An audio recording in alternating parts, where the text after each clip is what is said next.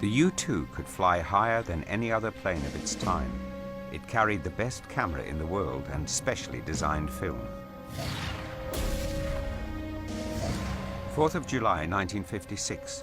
On orders from President Eisenhower, CIA pilot Hervey Stockman was to find out whether the Soviets had more bombers than the USA. Both the Soviets and the American military, in rare consensus, claimed this was true. Stockman knew only which route he was to take. We were essentially drivers. We were good pilots. We were trustworthy. And that's the way they wanted us to be. Don't get in our way, don't ask too many questions. And I accepted that. The Soviets detected the U-2, but they were powerless and had to watch it photograph their secret bases from high above Soviet fighters. One of the questions I asked myself, but not in any sort of a penetrating fashion, was, where is this threat, you know? The U-2's photos were sensational. Вот в этой гонке вооружений, которая началась и все время шла, мы все время были догоняющей как бы стороной. Мы играли черными в этой игре. The photos showed how weak the Soviet Air Force was. All the menacing talk about the bomber gap and Soviet superiority was just propaganda. When Gary Powers took off in 1960, the U-2s had already been flying 2 years longer than originally planned. According to the CIA, the Soviets had been able to shoot them down since 1958. On May the 1st, 1960, it happened.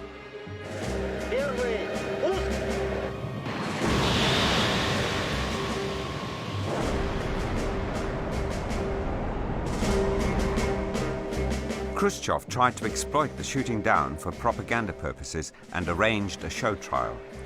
Powers had not used his poisoned needle to commit suicide. The American military still take this badly. An irony of fate. On the day Powers was sentenced, the USA launched its first spy satellite.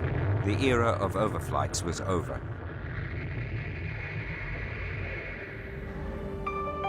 But electronic reconnaissance continued. This special R version of the B-47 was so secret that there is no film of it in flight. Crammed with electronic spying devices, it flew parallel to Soviet territory and sometimes over it.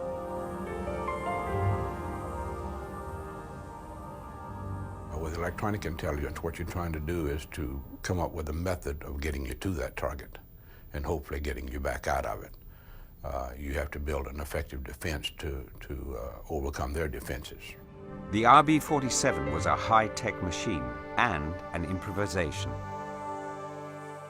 You're sitting up front in the aisle, three of you, in a space normally occupied by one man, and you're wearing a 5-inch thick back parachute and water wings and a helmet and then arctic clothing, which makes it even harder. And you have to go down a very small chute on this ladder that had a faulty latch on it and find your way into the crawlway. Now, getting up from your position was a real chore, but getting into the crawlway was an art. You really had to work at it and then make your way down that crawlway without snagging anything and popping your parachute or initiating your water wings. When you got to the end of the crawlway, you laid flat on your belly and went through the small hatch into the compartment. And that was relished because it was the only time and place in that airplane that you could stretch out. Because once you got in the compartment, it was 4 feet high and you couldn't stand or even squat good anymore. So you were pretty crowded and confined from then on. The Soviets intercepted the reconnaissance planes and escorted them, at times dangerously close. Sometimes they attacked. If they thought we were getting in the wrong area or getting information they didn't want to lose, then they would have the fighters either chase us off or try to destroy us. Then there was only one thing for it. We used the tactic of getting right on the deck at maximum speed and running from them.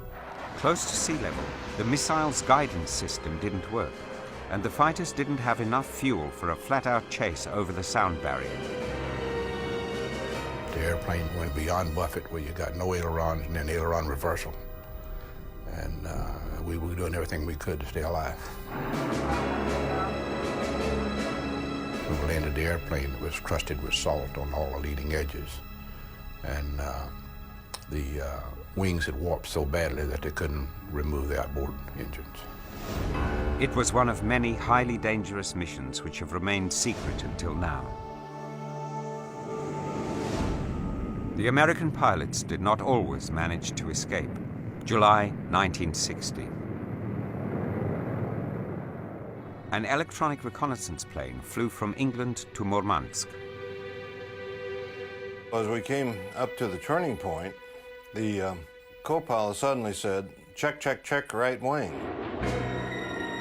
Определил тип самолета и принадлежность государства.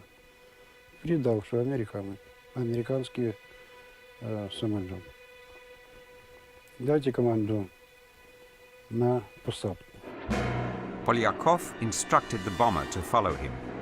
Команду эту не выполнил, мне поступила команда уничтожить. Without any warning, started firing his cannon at our aircraft, and the cannon shells hit the number 2 and 3 engines. Вторую очередь, когда выпустил, то самолет уже охватило пламенем, и он начал вращение вокруг своей оси со снижением. And then I saw these holes this big around open up where I sat in the nose. Looked like more cannon shells coming through. And then I heard the aircraft commander say, bail out, bail out, bail out. And then I saw red alarm lights flash for the bailout, and the alarm bells rang. And then I saw a fire coming down from the aisle behind me. And then I heard an explosion behind me, which sounded like the canopy of the airplane leaving. And then I heard another explosion, and I figured, time to get out of this mother.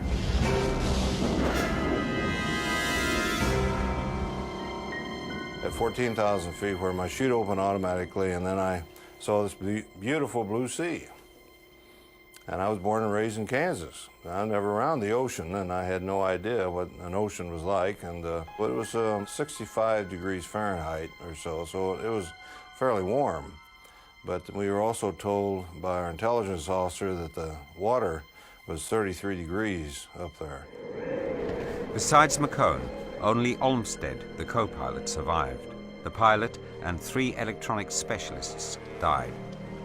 They said 18 minutes as long as you'd last in calm water. And I was out there not for 18 minutes, but 6 hours. McCone fought for his life and started to pray. All of a sudden, right off the end of my dinghy, I could almost reach out and touch it, it was so close, was this terribly bright light. And it was so bright that I had to shield my eyes from it and put my hands up like this. And I knew that that was the Holy Spirit. I know that God was with me. And all of a sudden, nobody spoke to me, but I knew at that particular time that John McCone would be saved, that I'd be rescued, and that everything was going to be all right. Then a Soviet trawler zigzagged through the crash area. McCone yelled and waved and was spotted. The co-pilot was rescued too. Люди живы остались, хорошо. Расскажут что-то. Наверное, было интересно государству, что они рассказывали. Я не думаю, что они рассказывали только о электромагнитных волнах. I was put in the Lubyanka and put in a solitary cell. The door was a solid wooden door with a little Judas hole, as we call it, on it. So when they shut that door, you were almost in a soundproof cell. And that's kind of eerie. They had women in solitary there. They had children in the solitary. And sometimes they'd go in and beat these people, and they'd scream and holler. And I remember that there was a fellow next to me in the adjoining cell, and he started losing his mind. And he'd run up against the cell door, and you could hear him pow, you know, hit that door, and then pow. A 300-watt light bulb prevented deep sleep, a subtle method of torture. I figured that it might be a long stay, and that I'd be prepared for that. So I would do all kinds of physical exercises in my cell. I'd do maybe up to 50 push-ups. You'd count all the hairs from your elbow up to your wrist, just to have something to do. You daydream too, of course, about your childhood days and when you went fishing and all this business. And you had to watch that because after a while you kind of feel yourself going over the edge of reality. Sleep deprivation, solitary confinement, starvation. The KGB's gentler methods of getting prisoners to talk. The USA publicly demanded the prisoners' release, but McCone didn't know. His world was endless interrogation. And I was interrogated 4 and 5 hours a stretch with an hour break, 24 hours a day, 7 days a week. This went on for a number of weeks before I said name, rank, service number, and date of birth isn't going to do it. Endless interrogations. After months of solitary confinement, he met his co-pilot again for the first time. He lost about 70 pounds. I lost about 70 pounds. He looked at me and I looked at him, and we didn't even recognize each other. And finally, I saw something familiar about his eyes, and I said, "Are you Bruce Olmsted?" And he looked at me and burst out in tears and ran over and gave me a big bear hug and kiss, and he said, "Yes, thank God it's John McCone." Finally, after 7 months, McCone was released as an inaugural gift for the new president, John F. Kennedy. McCone was lucky. Many remained missing.